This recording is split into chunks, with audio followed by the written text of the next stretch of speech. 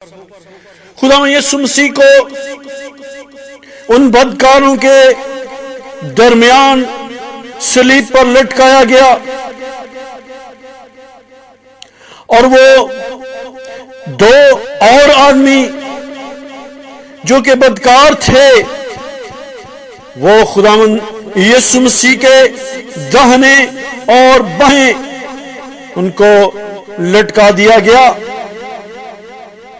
یہ مصلوبیت کا وقت، یہ جو مصیبت کی گھڑی، یہ جو دکھ کا عالم خداوند یسوع مسیح کے زندگی میں آیا، یہ بڑا اذیت ناک تھا، کیونکہ خداوند یسوع مسیح کو پتا تھا کہ مجھ پر کیا گزرنے والی ہے، اور یہ سب باتوں کے بارے میں خداوند یسوع مسیح اپنی زندگی کے بارے میں پہلے ہی کہتے ہیں، پیشن گوئی کرتے ہیں کہ دیکھو میرا پکڑوانے والا آ گیا ہے، آن پہنچا ہے، میرے پکڑوائے جانے کا وقت نزدیک آ گیا ہے۔ خداوند یسوع مسیح کو صلیب پر بہت ستایا گیا، اور وہ یہ ہے کہ خداوند یسوع مسیح کی وہ تکلیفیں، وہ دکھ، وہ اذیت جو اس پر ڈالی گئی، جو اس کو دی گئی، وہ ذلت جو اس کو دی گئی، اس میں سے ہم سب سے پہلا حوالہ پڑھیں گے لوکا کی انجیل، اس کا 22 باب اور اس کی 63 یعنی 63 ورس۔ اور جو آدمی یسوع کو پکڑے ہوئے اس کو ٹھٹھوں میں اڑاتے اور مارتے تھے، اور اس کی آنکھیں بند کر کے اس سے پوچھتے تھے کہ نبوت سے بتا تجھے کس نے مارا، اور انہوں نے تانا سے اور بھی بہت سی باتیں اس کے خلاف کہیں۔ پھر اس کو دکھ دینے کے لیے اس پر الزام لگاتے رہے۔ 23 باب اور اس کی 10 آیت، لوکا 23:10 میں لکھا ہے کہ وہ سردار کہن اور فقی کھڑے زور زور سے اس پر الزام لگاتے رہے۔ پھر ہیرودیس نے اپنے سپاہیوں سمیت اسے ذلیل کیا اور ٹھٹھوں میں اڑایا۔ میں اپنی غزل کا وہ خوبصورت شعر ضرور بولنا چاہوں گا کہ سزا جو میرے گناہوں کی تھی وہ اس نے سہی، کہ اس پہ ٹھٹھے بھی مارے گئے تھے میرے لیے، مسیح پاک نے کھائے تھے کوڑے میرے لیے، کہ اس کے جسم پہ آئے تھے داغ میرے لیے۔ اس کا دکھوں میں پڑھتے ہوئے متی کی انجیل 26 باب اور اس کی 65 آیت میں ہم یہ متی رسول کا بیان پڑھتے ہیں۔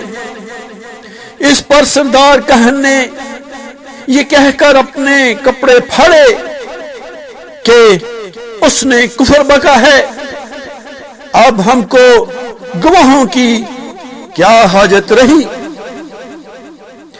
دیکھو تم نے ابھی یہ کفر سنا ہے، تمہاری کیا رائے ہے؟ انہوں نے جواب میں کہا وہ قتل کے لائق ہے۔ اس پر انہوں نے اس کے منہ پر تھوکا اور اس کے مکے مارے، اور بعض نے تمانچے مار کر کہا اے مسیح ہمیں نبوت سے بتا کہ تجھے کس نے مارا۔ اور بہت سے ہم دکھ، ذلت، تکلیفیں اور اذیتیں جو خداوند یسوع مسیح کو دی گئی وہ ہم ان انجیلوں میں پڑھ سکتے ہیں، لیکن میں نے چند کا ذکر کیا ہے۔ اس کے سر پر بھی کانٹوں کا تاج یوں اوپر سے پریس کر کے تاکہ اس کو کانٹے چبھیں سر میں، اور وہ اس کو پہنا دیا گیا۔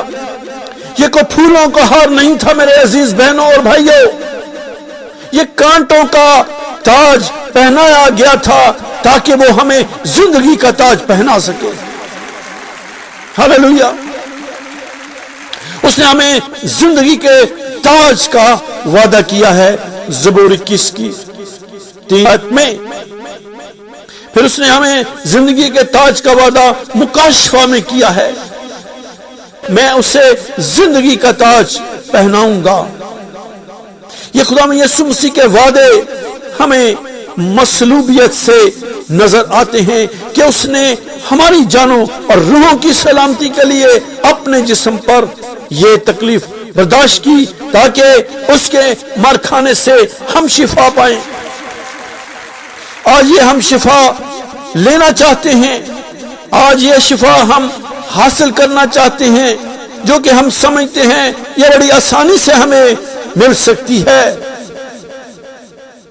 اور ہم آتے ہیں کسی بھی کروسیڈ میں شفا حاصل کرنے کے لیے، لیکن یہ شفا کو دینے کے لیے خداوند یسوع مسیح نے ہمارے لیے بڑی تکلیف برداشت کی. میرے عزیز بہنوں اور بھائیوں، اس نے بڑی ذلت کی. یہ موت، لعنتی موت صلیب پر ہمارے لیے برداشت کی. کہ تم خداوند یسوع مسیح کے فضل کو جانتے ہو، اگرچہ وہ دولت مند تھا، راست باز تھا، لیکن تو بھی وہ ہمارے لیے غریب بن گیا، لعنتی بن گیا، تاکہ ہم اس کے لعنتی ہونے سے ہم راست باز ہو سکیں، ہم صحت مند اور تندرستی حاصل کر سکیں. اس لیے خداوند یسوع مسیح کا لہو بڑا قیمتی لہو ہے. اس لیے خداوند یسوع مسیح کا لہو بڑا نایاب لہو ہے، بڑا پاک لہو ہے. یہ کسی دوسرے طریقے سے ہمیں نہیں مل سکتا. یہ خداوند یسوع مسیح پر صرف اور صرف ایمان لانے سے ملتا ہے. خداوند یسوع مسیح پر ایمان لانے کے وسیلہ سے ہم اس زندگی میں صحت اور تندرستی حاصل کرتے ہیں. اس دنیا میں ہمیں جسمانی بدنوں میں تو صحت ملے گی، لیکن ہمیں زندگی کا تاج بھی ملے گا. میری دعا ہے کہ خداوند اپنے زندہ اور مؤثر پاک کلام کے ذریعے آپ کو بڑی برکت دے. آمین.